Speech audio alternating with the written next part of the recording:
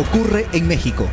El gobierno de Chihuahua ha instalado 100 cámaras de vigilancia en escuelas de la ciudad fronteriza, ante las amenazas que el profesorado y los alumnos han recibido por parte del crimen organizado, porque según exigen al personal docente de algunas escuelas la mitad de sus aguinaldos, pues de lo contrario amenazan con acciones violentas en contra de ellos.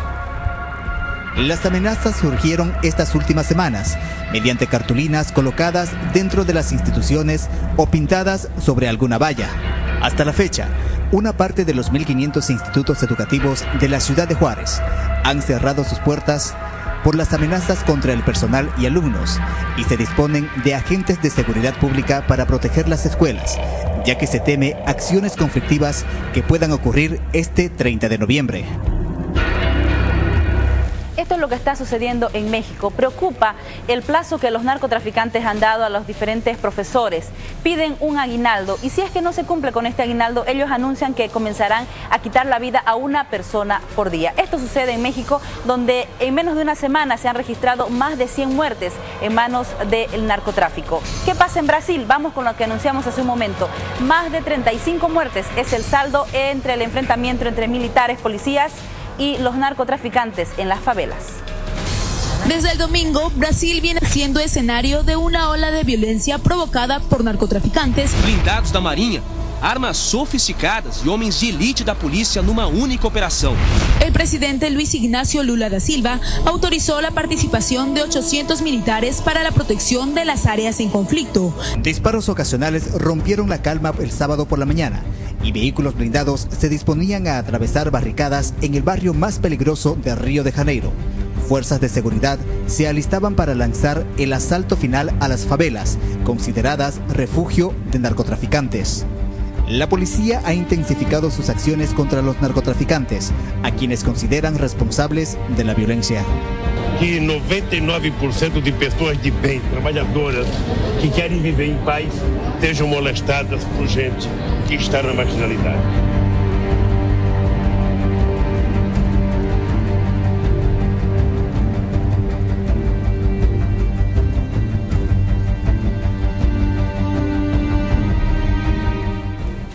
Preocupa el tema del narcotráfico en todo Sudamérica. Para hablar de este tema hemos invitado a don Ernesto Justiniano, ex SAR antidroga. Buenos días, bienvenido. Muy buenos días, muchas gracias por la invitación. Preocupa lo que está sucediendo en Latinoamérica. ¿Podría Bolivia seguir los pasos de lo que está pasando en Brasil y en México, como los informes que hemos visto? Bueno, en realidad Bolivia está yendo a un camino que lo estamos viviendo también ya. Acá el caso Rosales o el caso de una abogada recientemente en Echapare nos dan una pauta de lo que puede ser también Bolivia en el tema de narcotráfico. México tiene 20 y pico mil muertos este año.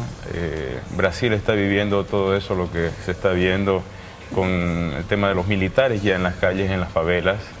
Recientemente en Colombia, no hace mucho tiempo, ha sido en este año, asesinaron al Mono Jojoy, un guerrillero líder que traficaba mucho cocaína. ¿Y qué señal nos da eso en Sudamérica? Latinoamérica, nos da la siguiente señal, es decir, así como se vienen los brasileros, por ejemplo, porque no tienen cupo para estudiar medicina o no tienen tierras para sembrar y hacer agricultura, lo mismo en el tema narcotráfico, es decir, va a haber una expulsión de muchos narcotraficantes o personas que están dedicadas al tráfico de cocaína y van a ver en Bolivia un paraíso para venir a sentarse, tomando en cuenta de que Bolivia, de todos los países que hemos nombrado hasta este momento, México, Brasil y Colombia, es de los más pobres en cuanto a recursos para luchar contra el narcotráfico.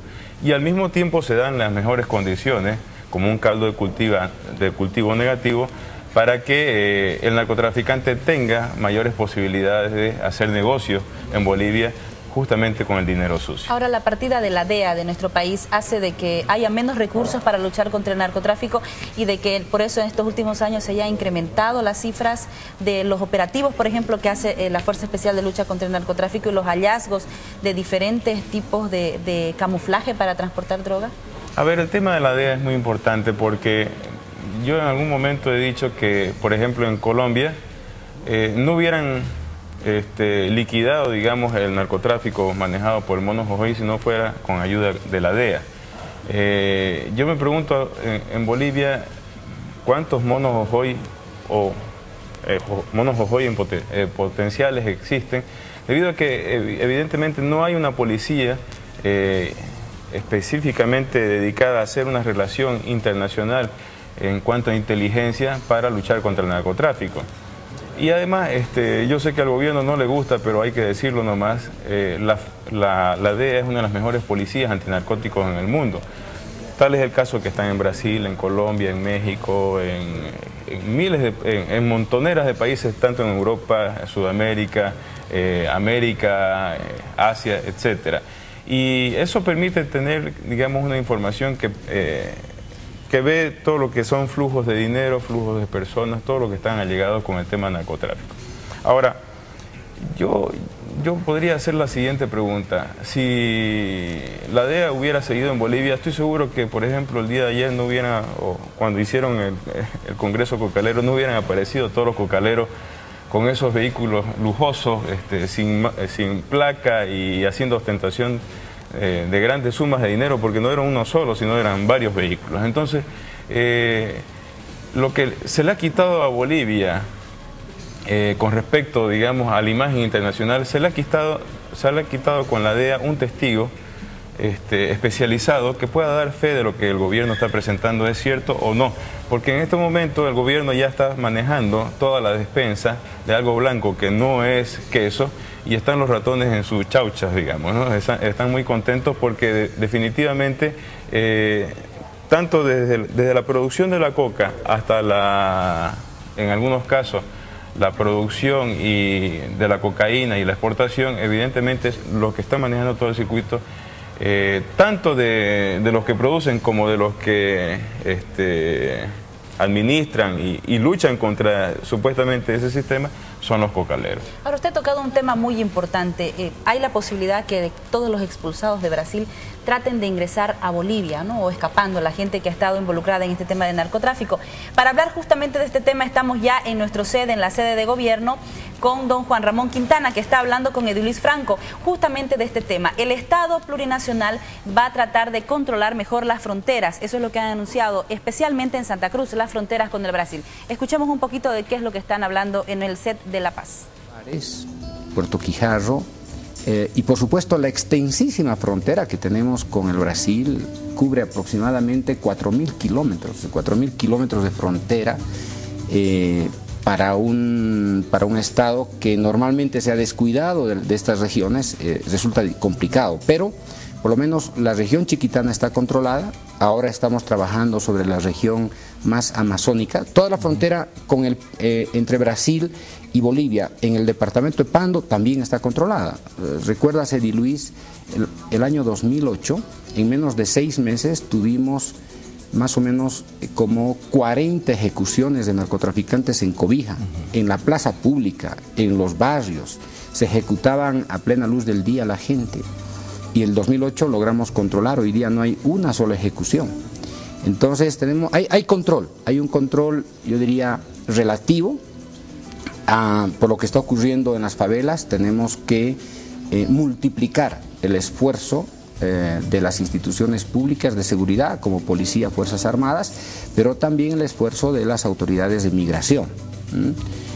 Por lo tanto, lo que ocurre en las favelas va a tener un efecto directo en las fronteras del Brasil con los países vecinos, ¿no?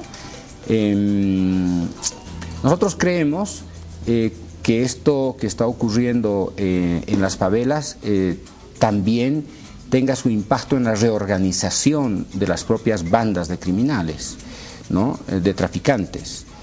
Por lo tanto, hay que tener muchísimo cuidado también y hay que advertir eso a los órganos de inteligencia para que vean, para que observen, para que hagan seguimiento cómo se reestructuran estas bandas criminales, ¿no? Hay una forma de reestructuración, es la limpieza, es el lavado de dinero. Entonces, con semejante cantidad de droga, con semejante cantidad de plata, es muy fácil convertir a un brasilero, a un paraguayo, a un argentino, a un boliviano, en un empresario de la noche a la mañana. Es decir, no están dispuestos a perder la plata de la noche a la mañana, por lo tanto fabrican empresarios de la noche a la mañana que se compran tierras, ganado, maquinaria, se hacen importadores de la noche a la mañana, entonces también hay que ver cómo funciona la capacidad de controlar el flujo financiero entre Brasil, Argentina, Paraguay y Bolivia. Don Juan Ramón, nos sigue en Santa Cruz Noelia Echalar, quien también va a participar de esta entrevista. Noelia, buen día. Buenos días, Edi Luis, para don Juan Ramón, buenos días también. De manera específica, ¿cómo se va a hacer para reforzar el control en las fronteras? Usted decía que lo que ha ocurrido en las favelas puede también ocurrir en Santa Cruz, o más bien puede traer problemas a nuestro país en este tema del narcotráfico. Específicamente, ¿cuál es el mecanismo que ustedes van a utilizar para reforzar las fronteras? Bueno, hay varias, buenos días, ¿cómo está? Un saludo muy cordial. Hay varias formas de trabajar en la frontera. Vamos a tener que incrementar nuestra capacidad de control migratorio, eso es ineludible, en primer lugar. En segundo lugar, vamos a maximizar también el esfuerzo de los organismos de seguridad, sistemas de inteligencia de la policía antidroga en toda la frontera. Y en tercer lugar, y afortunadamente ya estamos trabajando con el despliegue de la 5ª División del Ejército en el territorio, es decir, hoy día hay cientos de soldados que están patrullando la región fronteriza con el Brasil de día y de noche. Por lo tanto, se han tomado las previsiones, incrementaremos los mecanismos de control y un dato adicional. Tenemos que cruzar información con los órganos de seguridad del Brasil para que podamos intercambiar, para que podamos obtener información de naturaleza preventiva. Hay que instalar un pequeño sistema de alerta temprana para saber qué brasileros están comprometidos en el manejo de estas organizaciones criminales y estar dispuestos a hacer intervenciones quirúrgicas en la frontera. Que hablan de que Bolivia es el país que está en tránsito en medio para que se pase la droga de Perú hasta el Brasil o viceversa, de Brasil hasta Perú. ¿Se va a tomar acciones en cuanto a esto? Hay preocupación porque en Santa Cruz, por ejemplo, se han incrementado los números de asesinatos. La policía presume que por ajuste de cuentas, en algunos casos se ha comprobado que son por ajuste de cuentas. También hay este problema en Bolivia. ¿Qué dice su dirección? Sí,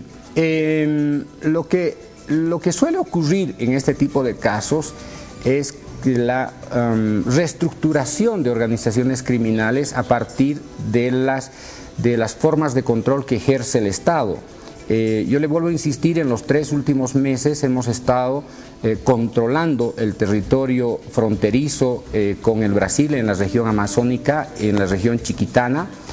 Y esto también ha dado lugar a una reacción que usted misma está señalando respecto a los ajustes de cuenta en la ciudad. Si bien es cierto, y si es esto cierto, más bien, del ajuste de cuentas en la ciudad, si es que esto se ha incrementado, esto quiere decir que hay un control más efectivo en la frontera. Por lo tanto, hay un desplazamiento en la frontera. Lo que tenemos que hacer es seguir trabajando con las medidas de seguridad pública a través del Ministerio de Gobierno en la ciudad de Santa Cruz. Es cierto que Santa Cruz es una de las ciudades más vulnerables a este fenómeno, precisamente por su carácter más cosmopolita, por su fuerte vinculación con la frontera brasilera y esencialmente porque en las décadas pasadas esa región ha sido muy vulnerable también a este tipo de actividades.